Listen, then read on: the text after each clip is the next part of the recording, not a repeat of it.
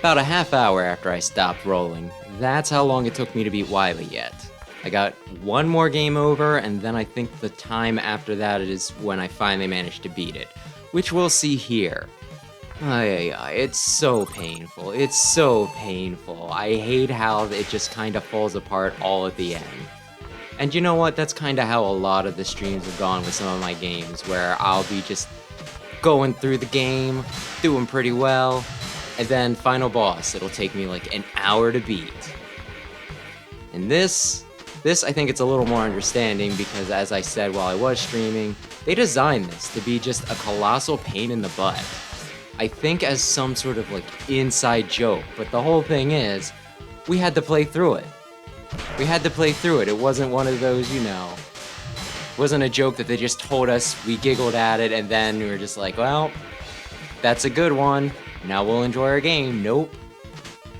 And I really feel like this makes the entire game experience just kinda go down a good bit. Because the whole game, it's pretty solid. There's a few issues I have with it. I probably mentioned them when I was streaming it. Like about how some of the bosses are just absolute cakewalks and then other ones are a pain in the butt even with the weakness. Oh, and about how the wild coil frickin' sucks. It was real funny that they made that one of the things that does an extra bit of damage on this final form. But yeah, no, it just kind of, I feel like, makes the entire game less. Because it's one of those, without this fight, heck, even with this fight, if they would have just managed it a bit better, where, you don't have to do the entire boss rush when you lose, when you game over here. Wasting your time. And also, not having to just hope that you have enough screws that you can buy and restock your sub-tanks. I mean, that makes it really rough. I think this is around the point where I begin to believe. Because I was just like, yeah, you're gonna die, and that's gonna be fine. But here we go. I just thought, we're gonna try it. But yeah, no, there was no reason for this to be here.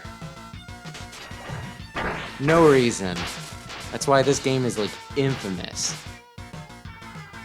I really think that if I were to rank all of the Mega Man games, this one would actually be pretty high, if not for just this last stage. This last stage, which is supposed to just be a colossal pain. Because, one of the other things about it is, when you fight Wily again, right? Every time you gotta watch as he waddles into sight. Because, I've heard, I don't even know who said it, but I do know that, somebody had, this theory of video games, pretty much, right? Where they said that one of the things is you can make a game hard, you can make a game, kill a player a lot, but the whole thing is you have to be able to get back to the action really quickly. If a failure state just makes things, you have to sit there and you have to wait and wait and wait for things to happen, then that's, no good. And this, it does seem to just take the piss with how much time it's going to waste. It's so cruel. It's so unusual. And yeah, this, the one person that was watching me was even saying, this looks awful, and I'm just thinking, thank you. Frickin' thank you. Because when I played X6, I got one comment on that video. And it said, you're not very good at this. In Spanish, so somebody actually took time out of their day to comment on a video that was recorded not in, the language that they use. Which, more power to them. I'm not saying, people aren't welcome if they don't speak English. I just feel like it takes a little bit of extra, extra effort, a little bit of extra, desire to go out of your way to do something like that. So yeah, somebody actually acknowledging this. So that does bring up one of the other, I don't know if we want to call it issues or what, but yeah, now there are 3 of the Mega Man games that I've played. I have had to do the final boss off script, well not off script, off stream, because it was just that much of a pain in the butt that I either rage quit or just didn't want to drag the whole stream out for longer than it needed to. Ay. We got this, we got X3, which I do think is an excellent game. I just was not doing well at that final boss. That I think is more on me. X6 frickin' sucks. That making me rage quit? Yes, that absolutely makes sense. That is one of those games that I would almost be proud to admit that it rage quit. It was just that bad. And not X7. And 7, Mega Man 7, Classic 7. Oh, yeah. And, like, the reasons for that is obvious. Anyway, I won. Are you proud of me? Great. Please forgive me. I don't trust you, Wily. I gonna do what I should have done years ago. Reminds me, when I played I think it was the X Collection, also for GameCube, right? But when you beat Sigma at the end, he goes, "No, X, why you done this to us?" Which is another grammatical error, just like the "I gonna do" right here. So I kind of wonder if there was something funky going on when they ported these over. Or maybe that's how it was originally. It's been a while since I've, played some of these games. Well, I haven't played this on my Super NES. I've only played it here. But the original X game? Yeah, no, I played that. So maybe it was like that originally, and for the newer versions, like when I play the Legacy Collection on Switch and the like, maybe they fixed up some of these dumb little mistakes because, why would you not fix the dumb little mistakes?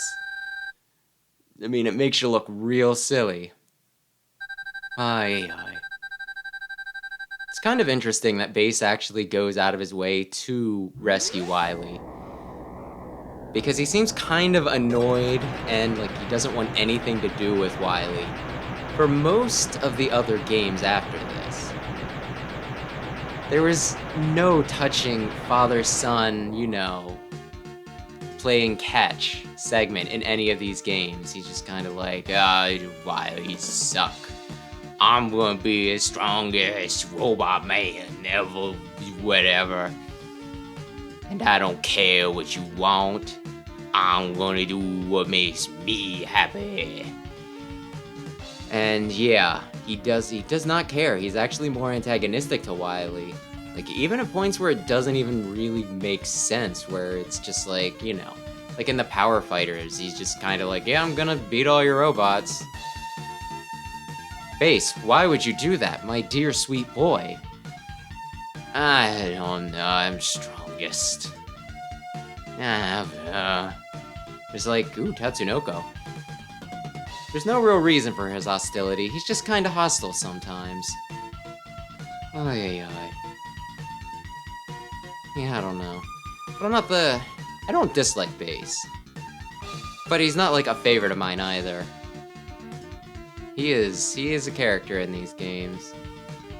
Then again, how many games has he actually been a part of? Maybe I just haven't gotten to know Bass, since he was featured pretty heavily here. I think they were trying to do the same thing with Axel, where it's like, this is special, we're doing a bunch of new things, so here's a new guy. But then in 8, he feels like kind of an obligatory boss. Like, if you would have played 8 after playing 7, you would have just thought to yourself, oh, why isn't Bass here? Oh, that's weird. Did they get rid of Bass? Was he not a popular? And they're just like, here, look, just fight him as a boss. It's a pretty simple boss. I think that was one of the easier ones in that game, but then again, it's been like a few weeks since I played it. I don't recall everything, which might just mean he didn't make much of an impression. I just know I fight Bass. But then, yeah, you can get him as DLC in 9 and 10.